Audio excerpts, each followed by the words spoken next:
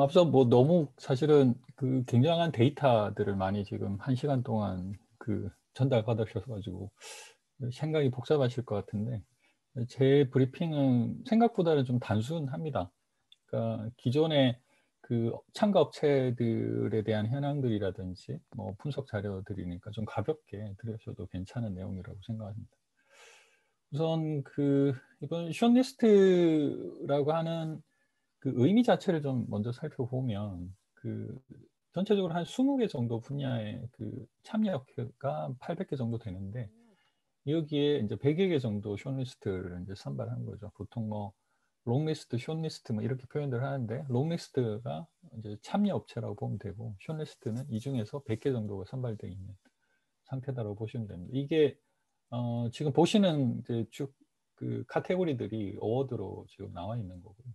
이 숏리스트를 좀 분석을 해보면 그 시장 타겟별로도 좀 구분되어 있습니다. 지금 보시는 것처럼 그 페어런츠 홈 러닝이라고 해서 홈스쿨링 같은 그런 개념을 가지고 있는 것도 있고요.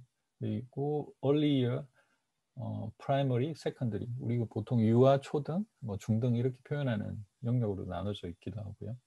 그리고 홀스쿨 에이즈라고 해서 학교 전체를 포괄하는 뭐 서비스, 그리고 아까 교수님 말씀 계속 주셨는데 SEN, 뭐 아까 SND라고 말씀드렸는데 스페셜 에듀케이션 니즈, 그러니까 지체장애나 발달장애와 관련돼 있는 이 특별한 아동들을 위한 서비스 부분도 따로 구분이 되어 있고요. 그 외에는 고등교육 분야까지도 구분이 되어 있는 상태입니다. 쭉 살펴보면 컨텐츠 형식을 갖추고 있는 데가 여러 개 보이고요. 지금 그리고 툴이라든지 애플리케이션 분야도 따로 이렇게 정리가 되어 있습니다. 그리고 솔루션이나 서비스 형식을 취하고 있는 분야도 따로 있고요. 그 밖에 뭐 국제 부분이라든지 그리고 디바이스와 관련된 부분, 그리고 학교의 협력을 도모할 수 있는 뭐 그런 기관들을 대상으로 하는 부분이 있고요. 그 외에 뭐 일종의 공로상 같은 그런 느낌, 혹은 그 스타트업들 중에서 좀 눈에 띄는 부분들을 포상하는 부분, 이렇게 쭉 나눠져 있습니다. 이게 이제 6월 16일 날 이제 베스트 어워드라고 하는 별도의 그 행사가 있고요. 여기에 이제 실제적인 수상 그 대상들을 선정해서 별도의 어떤 행사를 진행하는 걸로 되어 있습니다. 참여 국가별로 내용을 좀 살펴보면 영국이 압도적으로 많습니다. 뭐 미국도 한 27개 정도 보이는데 대부분의 여기 선정되어 있는 그 기업들은 그 영국 업체라고 보면 되고, 아까 잠깐 뭐 정훈 대표님 말씀하신 것처럼 한두 개 정도의 그 우리나라와 같은 기업, 우리나라와 같은 그런 나라들이 또 출품을 하고 여기에 쇼네츠에 들어오기도 합니다. 근데 보시는 것처럼 압도적으로 영국 중심의 행사다, 이렇게 보는 게 맞겠죠. 그리고 K-12 중심으로 이제 주로 돼 있다라는 걸 여기서도 바로 확인할 수 있는데요. 대부분의 기업들이 유치원, 초등, 중등 뭐 이쪽에 있습니다. 그러니까 여기에는 교사, 뭐 SAN까지 포함하면 그이 배쇼라는 것 자체의 지향점이 이 공교육 쪽 분야에 있다라는 것들을 금방 느낄 수 있습니다. 에드코즈 같은 경우에는 이제 평생교육 혹은 이제 고등교육에 주로 집중을 하고 있는 반면에 이 배션을 확실하게 공교육 중심의 어떤 그 모양새를 가지고 있다라고 이해를 하는 게 맞는 것 같습니다. 그리고 과목별로 좀 이렇게 살펴보면 수학, 과학, 영어 뭐 이렇게 구분을 해봤는데 압도적으로 이제 영어가 많습니다. 이 영어라는 거는 우리로 보면 국어죠. 읽기, 쓰기, 막 말하기 이런 것과 관련된 것들을 이야기하는 거고요. 이제 그 외에 수학. 좀 특이한 부분은 뭐 이런 과학 뭐 이쪽보다는 스템 교육 쪽으로 확실하게 좀 방향성이 좀 잡히고 있는 거 아닌가. 아마도 이 경향성은 점점 더 늘어날 것으로 보이는데 작년하고 좀 비교를 해보면 이 경향성이 좀 보일 것 같은데, 사실은 작년하고는 이 데이터를 비교를 못해서 경향성 자체를 분석하지 못한 건 좀 아쉽습니다. 아마 다음에는 이 부분까지도 준비 가능하지 않을 거라는 생각이 들고요. 이 부분별로 좀 주요한 사례들을 좀 한번 살펴보겠습니다. 한 20개 정도의 사례들이 쭉 나오는데, 케이스별로 그 지금 여기 보시는 것처럼 홈스쿨링과 관련돼 있는 한 9개 정도의 업체가 여기에 선정돼서 리스트업이 되어 있습니다. 지금 보시는 것처럼 그 9개는 뭐 다 살펴보지 못해서 한두 개 정도씩 이렇게 뽑아봤는데요. 지금 이제 DB 프라이머리라고 해서 초등학교를 위한 온라인 교육 플랫폼입니다. 일종의 초등학생들을 위한 LMS라고 할 수 있는데요. 무들이나 뭐 구글 클래스룸 같은 그 범용적인 그런 온라인 교육보다는 훨씬 더 초등학교 인터페이스에 맞는 방식으로 디자인되어 있다는 걸 그 화면 보시면 금방 이해하실 수 있을 것 같습니다. 여기에 이제 여러 가지 서드 파티 솔루션 같은 것들이 연계돼서 학습 활동들을 지원하고 있는 것도 뭐 일반적인 LMS가 가지고 있는 그런 뭐 기능들을 갖추고 있다고 보면 될 것 같고요. 가상 교실 환경에서 학생들을 하고 커뮤니케이션을 할 수 있도록 만들어주는 일종의 굉장히 단순한 LMS, 인터페이스를 제공하는 LMS라고 이해를 하시면 될 것 같습니다. 그리고 이제 타수마이라고 해서 일종의 이제 마이크로 퀴즈 서비스를 하는 곳인데, 퀴즈라는 것 자체가 우리가 흔히 이제 평가라는 방식으로만 주로 이제 쓰이고 있는데 반해서 이 타수마이 같은 경우에는 퀴즈 자체가 하나의 학습 방법으로 지금 제공되고 있는 서비스입니다. 여기에 유저들의 이해도 같은 것들을 또 분석을 해서 바이트 사이즈 청크 형태로 컨텐츠를 계속 문제 은행 형식으로 제공하고 있다는 부분도 꽤 제 흥미로운 부분이고요. 이 교사가 여기에 이제 개입을 할 수 있도록 해주는, 그러니까 학습자의 성취도를 계속 확인하고 즉시적인 피드백을 할 수 있는 어떤 인터페이스를 별도로 제공하고 있다는 것도 좀 인상적이었습니다. 이 서비스 같은 경우는 문제 은행이라는 것 자체를 하나의 그 컨텐츠화 시키고 여기에 굉장히 깊게 들어가 있다라는 부분인데요. 그러니까 우리가 좀 아쉬운 부분이기도 한데 문제은행이라는 것 자체를 컨텐츠 자체로 인식하는 경향이 잘 없죠. 물론 이제 그동안에 문제라는 것들을 가지고 서비스하는 업체들이 없지는 않았지만 이런 식의 어떤 교사와 학생들을 수업 가르치는 어떤 도구라 컨텐츠 형식으로 이런 문제연행 형식을 지원하는 것 자체가 사실은 좀 드물었는데 이 서비스를 보면서 한국에도 이런 어떤 문제연행 형식을 갖춘 서비스가 필요한 그 시기가 되지 않았나라는 좀 판단이 듭니다. 유아 분야입니다. 유아 분야와 관련돼서는 6개 정도의 업체가 선정이 됐는데요. 여기 이제 메시드라고 하는 업체를 보면 수학과 관련된 문제 해결 능력을 가르치는데 대상이 3세에서 9세, 그러니까 유아에서 유치원, 저학년, 초등 저학년까지를 대상으로 한 별도의 서비스를 했습니다. 근데 사실은 여기 보시는 것처럼 3P 러닝이라고 하는 회사가 만든 브랜드 이름입니다. 메시드라는 건. 근데 지금 오른쪽에 보시면 매슬레틱스라든지 메시드, 뭐 리드라이더, 그리고 월드 플라이어라고 해서 대상별로 각 과목별로 서비스를 아예 분기를 시켜놓고 3P 러닝에서 개별적인 브랜드를 관리를 하고 있습니다. 좀 독특한 컨셉이라고도 할 수 있는데 뭐 우리나라에서도 아마 이런 방식으로 시도하고 있는 업체들이 많죠. 어쨌든 여기도 마찬가지로 대상별로 과목별로 브랜드화 시켜서 그 브랜드별로 독자 그, 그, 그 개별적인 어떤 서비스를 지향하고 있다는 측면에서 좀 의미 있다고 저는 봤고요. 그런 측면에서 메시드가 굉장히 저학년 친구들한테 적합한 컨텐츠들을 제공하고 있다는 거, 그리고 특히나 여기 컴퓨터하고 태블릿을 주로 활용하고 있다는 것들도 좀 주목할 만한 부분인 것 같습니다.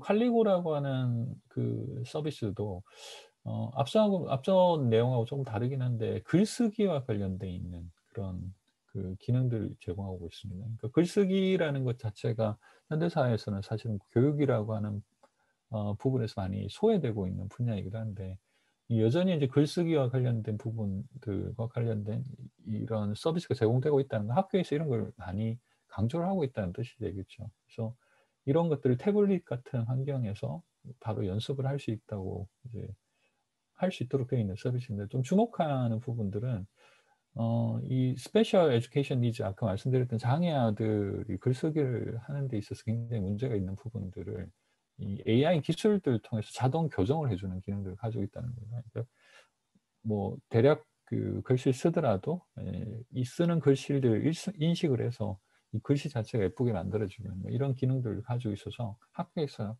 홈스쿨링에서 많이들 활용을 하고 있다고 합니다. 그리고 이제 프라이머리, 그러니까 초등학교에서 지금 서비스하고 있는 부분을 한 9개 정도 있는데, 이 내용에서 클릭뷰라고 하는 서비스가 있습니다. 이게 일종의 이제 비디오 클립 서비스 같은 경우죠. 그러니까 요즘 이런 시도들을 많이들 하고 계신 걸로 알고 있는데, 뭐 우리 국내에서도 대표적인 기업들이 이쪽으로 많이들 신경을 쓰고 계신 걸로 제가 알고 있고요. 비디오 리소스라는 것 자체가 굉장히 효과적인 그 컨텐츠이기 때문에 컨텐츠 자체를 확보하는 전략 자체가 사실은 굉장히 중요하죠. 만들 수도 있고 뭐 연계를 해서 할 수도 있는데, 이 클릭뷰 같은 경우에는 24개 채널과 유럽 위성 채널 8개 정도와 협력을 해서 실제로 여기서 비디오 클립들을 생성시키는 전략들을 쓰고 있습니다. 여기에 그 대화형 비디오 퀴즈, 그러니까 보통 인터랙티브 비디오라고 하는 기능들을 넣어서 이 컨텐츠 자체를 그냥 발장 끼고 그냥 보게 놔두는 것이 아니라 비디오를 통해서 인터랙티브한 교사 학습이 이루어질 수 있도록 해주는 기능들을 제공하고 있기도 합니다. 여기에 무들이나 캔버스, 구글 클래스룸 같은 그 플러그인 같은 것들을 지원을 해서 이 일반적인 LMS 환경에서도 이 클립뷰 서비스들을 볼 수 있도록 해주는 것들도 좀 특징이라고 할 수 있겠습니다. 러닝 바이 퀘션, 아까 그 타수마이하고 비슷한 어떤 개념인데, 여기서 문제은행이라는 걸 통해서 학습을 하고, 그러니까 여기에는 교사, 학부모, 그리고 학생이 서로 이 퀴즈라는 인터페이스를 통해서 서로 소통할 수 있도록 만들어 놓은 그런 개념입니다. 비슷한 개념이고요. 여기에는 이제 LBQ 수학, LBQ 영어, 그리고 LBQ 과학, 이렇게 그 과목별로 세분화시켜서 별도의 어떤 서비스를 하고 있다는 것도 특징인 것 같습니다. 굉장히 많은 학교에서 도입을 해서 쓰고 있는 서비스로 보이고요. 이 문제라는 것 자체가 아까도 같은 방식으로 말씀드렸지만 굉장히 중요한 그 컨텐츠임에도 불구하고 이거 자체가 하나의 어떤 컨텐츠로 지금 사용되고 있지 못하다는 부분들을 국내에서도 이제는 좀 생각을 좀 바꿔야 되지 않을까라는 생각이 좀 드는 그런 내용이었습니다. 그리고 중동 분야입니다. 매스파이어라고 하는, 매스스파이어죠. 매스스파이어라고 하는 그 업체인데요. 여기는 GCSE라고, 제가 정확하게 이걸 이해를 했는지는 모르겠는데, 일종의 이제 그 중등 검정고시와 관련된 그런 자격, 그러니까 중등을 졸업하기 위해서 필요한 어떤 자격 시험 이렇게 보는데, 여기에 이제 집중하고 있는 수학 교육 디지털 교과서 업체입니다. 일종의 책 서책형이 아니라 대화형 교과서 방식으로 되어 있기 때문에 이 문제 자체를 굉장히 다이나믹한 방식으로 수학 문제들을 이해할 수 있도록 되어 있습니다.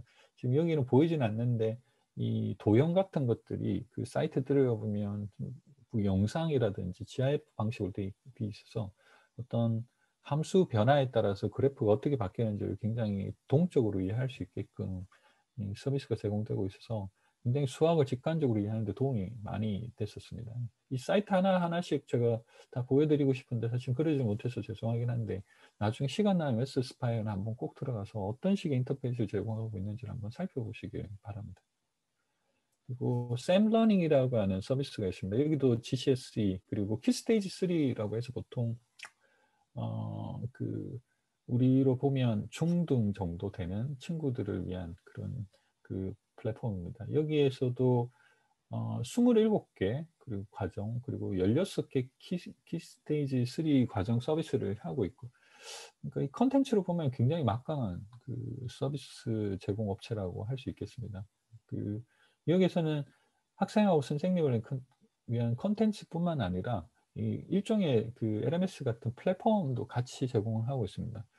그러니까 보통 흔히 우리가 이제 그 생각할 때는 플랫폼과 컨텐츠가 좀 구분이 돼 있다라고 이해를 할 수도 있는데, 제가 이번에 그 사례들을 여러 보면서 느낀 것 중에 하나가, 컨텐츠 업체들이 그러니까 컨텐츠 제공하면서 일종의 간단하지만 기본적인 플랫폼들을 동시에 제공하고 있는 사례를 굉장히 많이 봤습니다.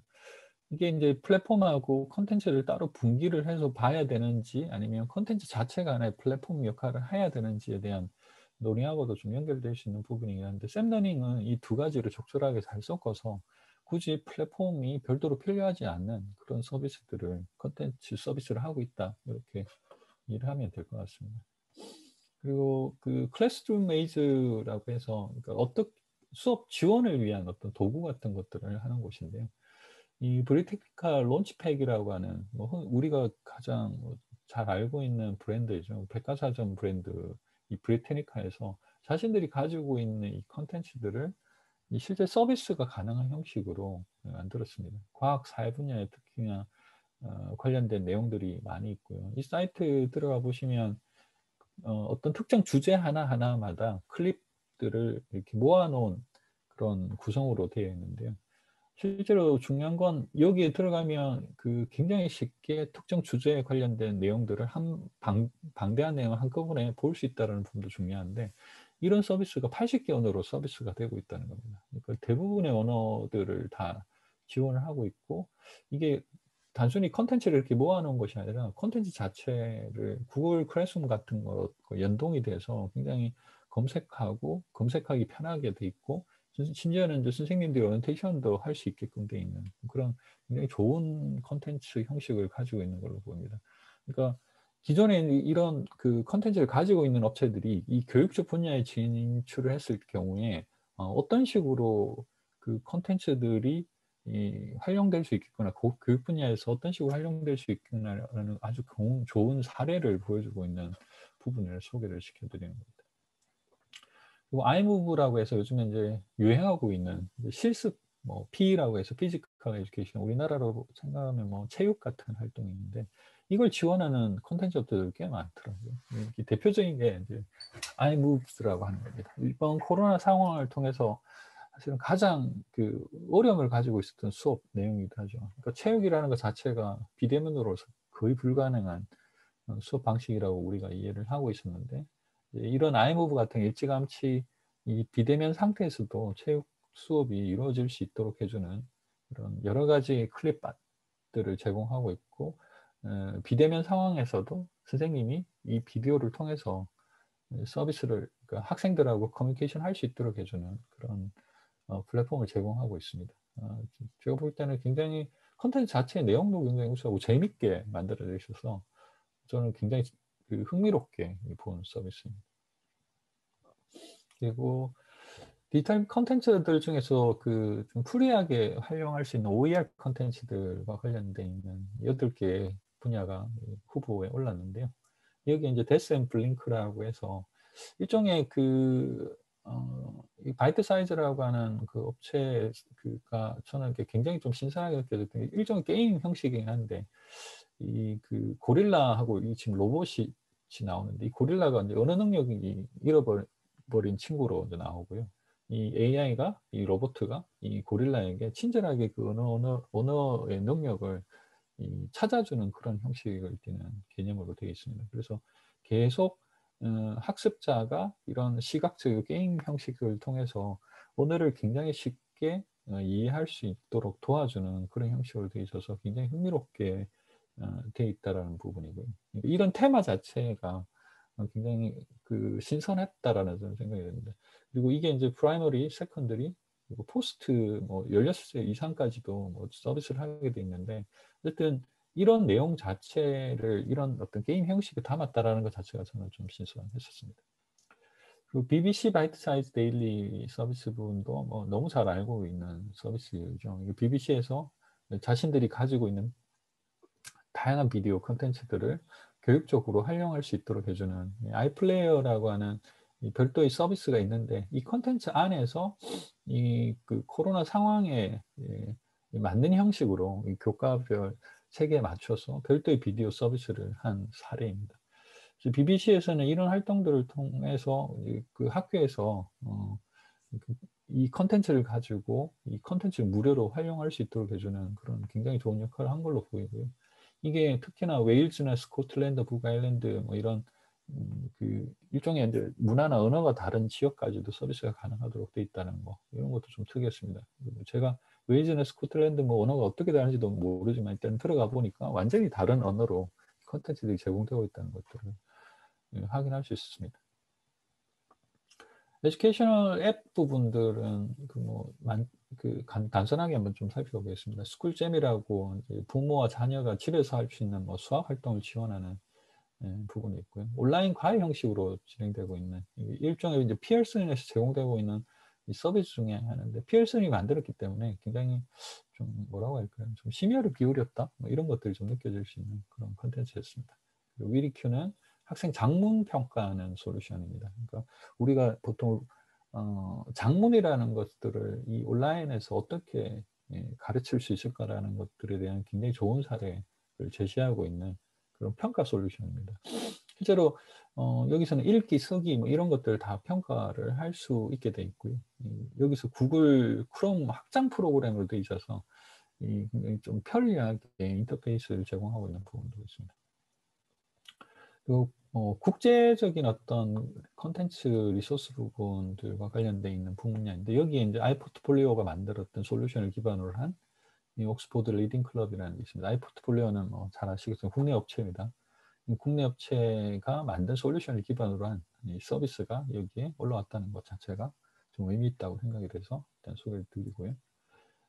그리고 여기는 제가 좀 너무 특이해서 일단 소개를 시켜드리는데, 영국 유학을 준비하는 중국인들을 위한 서비스입니다. 그러니까 사전에 중국 친구들이 영국 유학을 가기 전에 영국 교과와 관련된 교육들을 미리 받아야 되는 경우에 그 교육을 시켜주는, 그러니까 단순히 이걸 온라인 러닝 이런 관점이 아니라 유학 준비를 시켜주는 관점에서 유학 대비용 어떤 서비스를 하는 교육기관이라고 나와 있는 것 같습니다. 그래서 여기에는 중국인을 위한 서비스이기 때문에 다 중국어로만 되어 있습니다.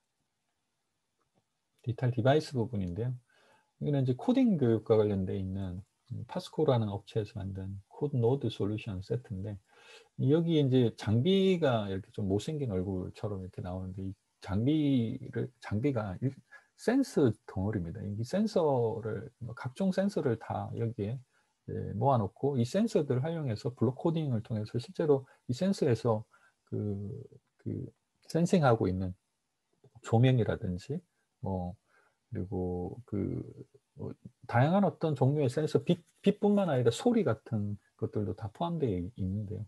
여기에 있는 이 센서들을 가지고 실제로 코딩이 가능하도록 되어 있다는 거죠. 그리고 여기 보시는 것처럼 일종의 이제 서창형 책 기반으로 되어 있는데, 그 서책형 책 기반에 이 장비를 다 끼워 넣어서 실제로 물리적인 어떤 환경에서도 이 코딩 교육이 가능하도록 구성되어 있다는 것도 굉장히 좀 특이하게 본 부분입니다. 그리고 여기는 뭐 터치 스크린인데, 뭐 터치 스크린 너무 흔해서 굳이 뭐 해야 되나라고 싶은 생각도 있긴 했는데, 이거 자체가 가지고 있는 좀 특이성이 좀 있었습니다. 뭐냐면 이 프로와이즈 터치 스크린이라고 하는 그 터치 스크린 자체에 앱스토어가 별도로 존재합니다. 그래서 이 앱스토어 안에서 있는 어플리케이션들을 이 터치 스크린 기능하고 연결시켜서 다양한 방식으로 이 터치 스크린을 사용할 수 있는 어플리케이션들이 여기에 이제 있다라는 거죠. 그러니까 기존의 특정 업체, 특정 솔루션 기반으로만 터치 스크린을 활용하는 것이 아니라 그 자체가 자기네들의 생태계 중심이 되겠다라는 그런 의지들을 표현하고 있는 좀 독특해 보이는 서비스라서 제가 프로와이즈 터치 스크린 소개해 드리는 겁니다. 리더십 관련된 부분은 트래킹 디텍터. 이거는 아까 앞서서 여러 번 말씀을 드렸지만, 이게 지금 사회적 정서적 정신 건강이라고 하는 부분도 굉장히 관심 있게 보고 있는 분야 같습니다. 이제 이런 업체들이 나오기 시작했다는 것도 실제로 학생들의 사회적이고 정서적인 어떤 것들을 계속 모니터링하고, 이것들이 이 학교에서 실제로 관리가 되고 있다는 걸 뜻하는 거죠. 이제 이런 업체들이 지금 하나씩 나오고 있다라는 거고요. 이거는 이제 평가 도구인데, 이 선생님들이 가장 이제 힘들게 관리하고 있는 내용 중에 하나가 평가 데이터들이죠. 그러니까 우리나라에서 나이스라고 하는 시스템을 통해서 데이터를 관리가 되는데, 이제 외국에는 그런 시스템이 없기 때문에 별도로 이 평가 데이터들을 관리를 해야 되죠. 근데 데이터라는 것 자체가 굉장히 뭐 일종의 평가와 관련된 있는 역사이기도 하면서 분석 데이터의 근거 자료가 되는 내용이거든요.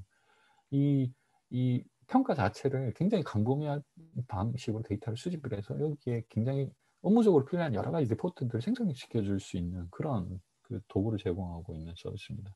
그러니까 여기에 들어가면 내가 뭐 이미 졸업했던 학생들의 성적 같은 것들, 성적 분포도 이런 것들도 다 볼 수 있도록 되어 있거든요.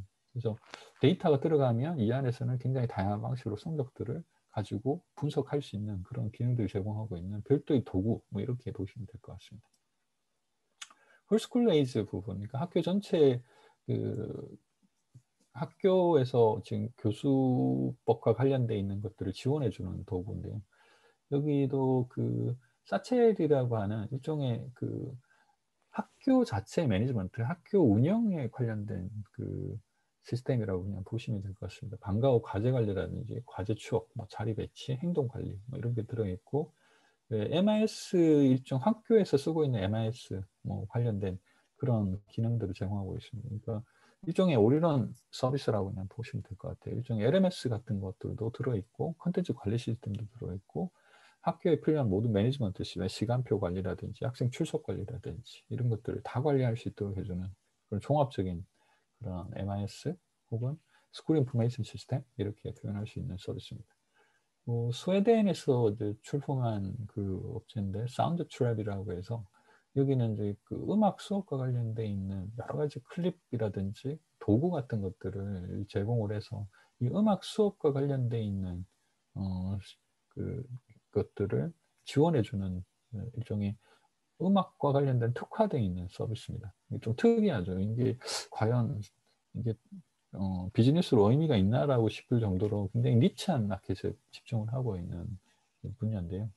여기 같은 경우에도 일종의 LMS와 연계돼서 뭐 과제라든지 이런 것들하고 통합되어 있는 그런 기능들도 제공을 하고 있고, 이 서비스 자체가 굉장히 다양한 어떤 전문가들이 모여서 만든 서비스라서 굉장히 전문화되어 있는 기능들이 많이 있었습니다. 이게 저는 잘 이해를 못하는 뭐 그런 기능들도 많았었는데, 그래서 그런 어떤 클립이라든지 이런 전문가들이 제공하는 어떤 도구 같은 것들만 보더라도 꽤 흥미로울 것 같다라는 생각이 좀 들었습니다.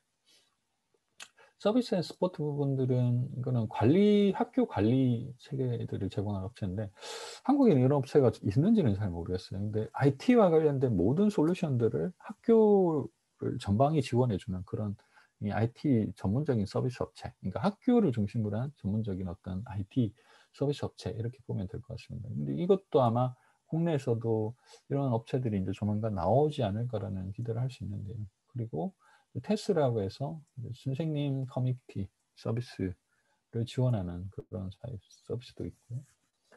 그리고 아까 제가 말씀드렸던 그 SEN, 그 Special Education Needs와 관련돼 있는 별도의 서비스 트랙이 따로 있는데 여기에 대표적으로 클라로라고 하는 소프트웨어가 있습니다. 여기는 난독증을 가진 친구들을 위한 보조 기술들인데, 그러니까 뭐 난독증이라고 하면 우리가 그 읽기 쓰기 같은 것들 굉장히 불편해하는 그런 친구들을 위한 건데 여기에 특화돼서 만들어진 소프트웨어입니다. 그러니까 이 클라로라고 하는 소프트웨어 업체 자체가 여기에 굉장히 특화되어 있는 업체로 보이더라고요. 웹 기반은 아니고 윈도우나 맥 그리고 뭐 iOS, 안드로이드, 구글 크롬 같은 어플리케이션 기반으로 되어 있는데 뭐 이유는 당연하겠지만 웹 자체로 이런 난독증과 관련돼 있는 보조 도구를 개발하기는 좀 어려웠기 때문에 아마도 많은 투자가 들어갔을 것 같은데 이 어플리케이션 기반으로 실제로 이런 개발들을 해내렸다는 것 자체만 하더라도 저는 좀 존경에 맞지 않는 그런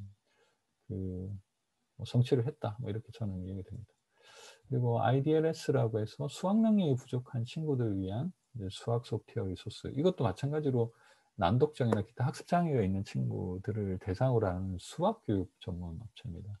그러니까 굉장히 우리한테는 단순하게 보이지만 학생들 개별적으로 보면 굉장히 어려움을 겪고 있는 학생들을 위한 별도의 어떤 서비스를 제공하고 있는 기업이라고 보시면 될 것 같습니다.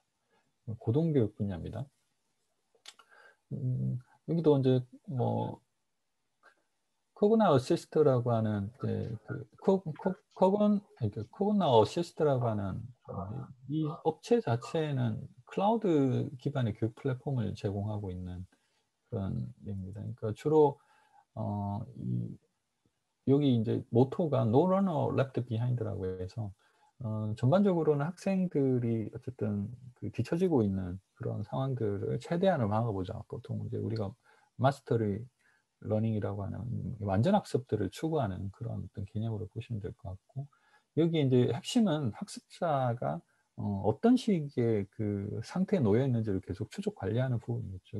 그에 따라서 모니터링에 대한 결과로 맞춤형 서비스를 계속 추천해주고, 이 추세와 관련돼서 어떤 컨텐츠를 계속 지속적으로 제공해주는 그런 역할들을 해주는 업체 서비스라고 보시면 될 것 같습니다.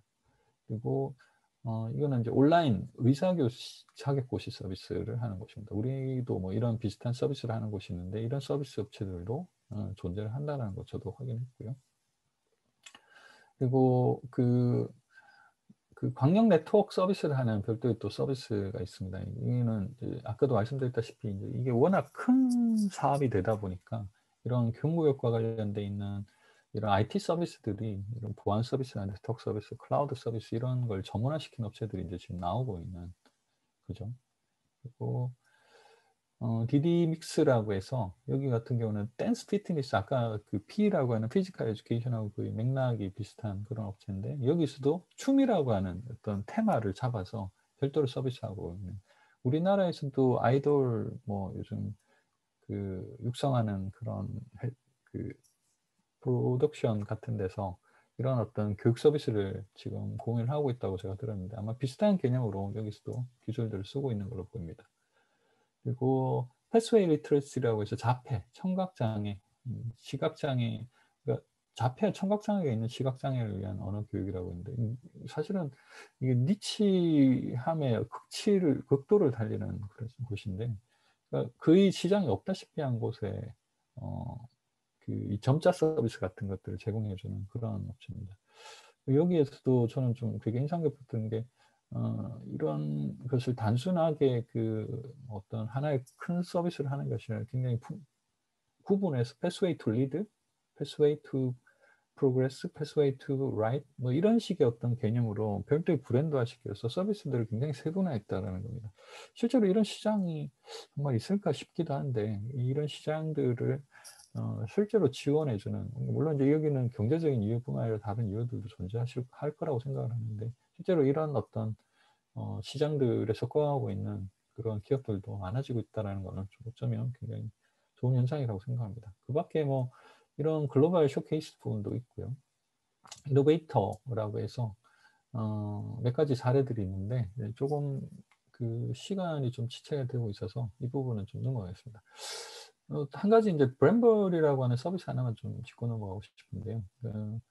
이 우리나라에서도 튜터링 이제 서비스와 관련된 이제 일종의 이제 그 매칭 서비스 같은 것들이 나오고 있는데 여기도 브랜벌 테크놀로지에서 실제로 그런 것들을 시도하고 있습니다. 그러니까 온라인 과외 형식인데 일종의 매칭 서비스를 통해서 선생님 자원과 학생들의 니즈 같은 것들을 연결을 시켜주고 이 모든 내용들이 이제 그 녹음되고 녹화되어서 실제로 나중에 컨텐츠로 활용이 될 수도 있도록 만들어준다거나 하는 그런 개념으로 이 서비스가 굉장히 활성화되고 있다고 합니다. 그래서 실제로 이런 모든 내용들이 이제 검색되고 기록되기 때문에 이 안에서 벌어질 수 있는 비윤리적인 어떤 부분들을 방지할 수 있을 뿐만 아니라 이거 자체가 하나의 컨텐츠가 돼서 재사용이 가능한 그런 구조로도 이제 활용이 되고 있다는 게 좀 인상 깊었습니다. 이런 식의 어떤 서비스들이 앞으로 우리나라에서도 출현할 수 있을 것 같다는 생각이 좀 들었고요. 그런데 이런 그 많은 업체들 사례를 통해서 저희들이 좀 알 수 있는 부분들은 뭐 몇 가지 키워드들이 있는데 우선은 이제 대표적으로는 여기에 이제 구축이라는 개념, 우리가 흔히 이제 구축이라고 한다라고 했을 때 이 구축이라는 개념, 인테그레이션 하는 것들이 굉장히 제한되어 있습니다. 그리고 LMS 자체가 눈에 띄지 않습니다. 그러니까 물론 이제 구글 클래스룸이라든지 오피스 365 같은 개별 그런 그 대기업 서비스 플랫폼과 연결해서 해주는 그런 컨텐츠도 많이 보였지만 그 자체가 지금 크게 눈에 띄지 않았죠. 구글이 배쇼에 참여하지 않는 뭐 그런 효과일 수도 있고 그래서 MS만 주로 보이는 것들도 아마 그래서일 것 같습니다. 어쨌든 플랫폼 중심은 지금 아닌 것으로 지금 보이고 출품한 대부분의 업체들이 일종의 컨텐츠 지향성들을 가지고 있는데 그럼에도 불구하고 교과서 중심적이지만 않다는 거야. 그러니까 텍스트북 중심적이지 않다는 거고, 여기에 뭐 표준이라든지 이런 것들이 플랫폼 중심으로 돌아가지 않다 보니까 표준에 대한 이야기들이 굉장히 절제되어 있는 것처럼 보였습니다. 반대로 보면은 이제 굉장히 데이터, 그러니까 자체를 그 데이터 자체를 굉장히 중요하게 생각하고 있는 것처럼 보고, 지금 빠르게 디지털 트랜스포메이션이 일어나고 있다는 것들을 여기서 확인할 수 있죠. 특히나 올해 나온 것들은 대부분 코로나 상황들을 반영한 그런 서비스들이기 때문에 이런 현상들은 굉장히 확 두드러지게 보이는 그런 경향성들을 보였습니다. 특히나 좀 말씀드리고 싶은 거는 네로우 밴딩, 제가 이렇게 표현을 쓴 건 뭐냐면 집중을 하고 있다는 부분인데요. 그러니까 특정한 굉장히 니치한 영역에 집중을 하고 있음에도 불구하고 거기서 어떤 산업들이 지금 발생을 하더라라는 겁니다. 그러니까 경제적 효과까지 고려를 하고 있는지는 모르겠지만 실제로 그런 산업들이 나오고 있다는 것은 니즈가 굉장히 세분화되고 분절화되고 있다라는 것들을 말하는 거죠.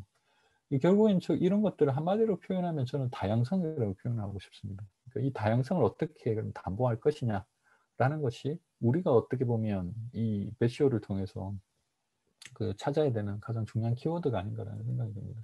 왜 아까 영국이라는 업체에서 이런 압도적인 그런 업체들이 많이 선발이 되고 있고 실제로 참여 규모를 보더라도 영국 업체들이 상당히 많거든요. 왜 이럴까? 교육 예산을 보면 영국이 가지고 있는 특별함은 잘 안 보이지는 않습니다. 인구 6,700만 정도에 140조 원. 우리가 지금 76조 정도 되거든요. 인구가 한 5천만 명 정도 된다고 하면 우리보다 한 1.5배 정도 많은 건데 실제로 이것만 가지고 이런 현상을 설명하기 좀 힘들죠. 우리는 그러면 영국의 한 3분의 2 정도의 어떤 에테크 업체들이 활성화가 돼 있어야 되는데 실제로 그렇지는 않지 않습니까? 근데 이게 이제 아까 이호근 교수님이 앞에 잠깐 설명을 드렸지만 이 데이비드 카메론이라고 하는 영국 수상이 10년 전에 이제 보수당 정권이죠. 이 보수당 정권이 들어서면서 예산의 효율성 부분들을 고민하기 시작하면서 나온 개념이 아카데미제이션이고 이런 정책들을 통해서 학교들의 자치권들을 인정해주는 방식으로 정책들이 선안되면서 실제로 이런 효과들이 이제 생기기 시작했다는 것이 대부분의 학자분들께서 하시는 이야기입니다. 이런 상황에서 어떻게 가르쳐야 될 것이냐라는 것 자체를 이제 교과서 중심적이 아니라 학교나 교사 중심적으로 바뀌면서 여기에 굉장히 다양한 아이디어가 모일 수밖에 없고 이 다양성들을 지원하기 위한 방식으로 이런 산업들이 일어났다라고 보는 것이 맞겠죠. 여기에 핵심은 이제 학교에 혹은 선생님의 어떤 자치권 이렇게 이제 단순하게 볼 수도 있겠죠. 그럼 이게 다냐?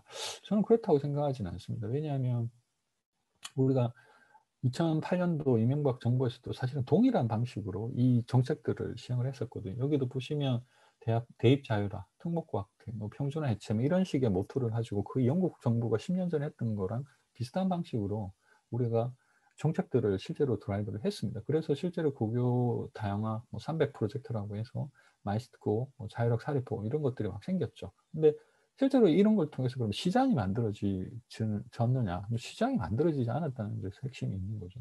우리는 이런 동일한 정책적 환경에서도 이 에테크 산업이 활성화된 적이 없거든요.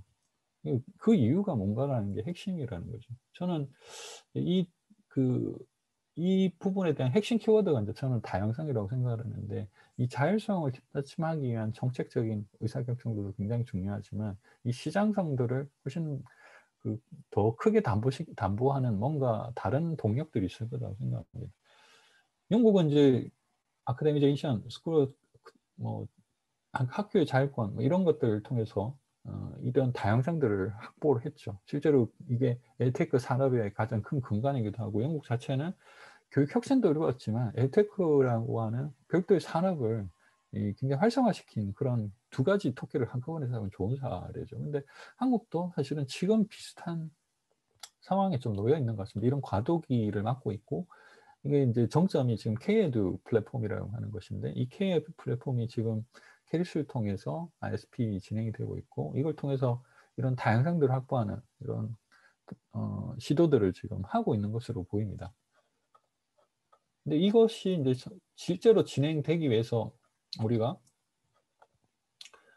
그 어떤 역할들을 해야 되는가라는 것이 이제 이번 저는 배쇼 이 사이트를 통해서 좀 느낀 부분인데, 우리가 기술적인 접근, 정책적인 부분들, 그리고 이런 거버넌스와 관련된 여러 가지 고민들을 하고 있기도 하지만, 여기에 가장 핵심적인 부분들은 이 다양성을 어떻게 담보할 것이냐라는 것들이라고 봅니다.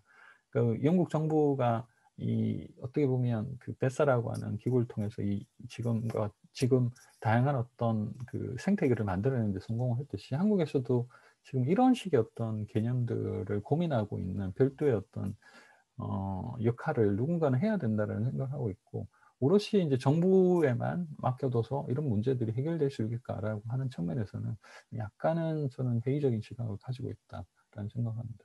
그래서 너무 이런 제도적이거나 정치적인 이야기를 너무 깊게 들어갈 수는 없지만, 어쨌든 우리가 하고 있는 일 자체가 그런 것과 무관하지 않다라는 것, 그리고 그것이 어쩌면 우리가 지금 10년 후에 테크 산업을 어쩌면 결정하게 될지도 모르겠다라는 생각이 좀 들어서 이런 이야기를 좀 나누고 싶었습니다. 이상으로 발표 마치겠습니다.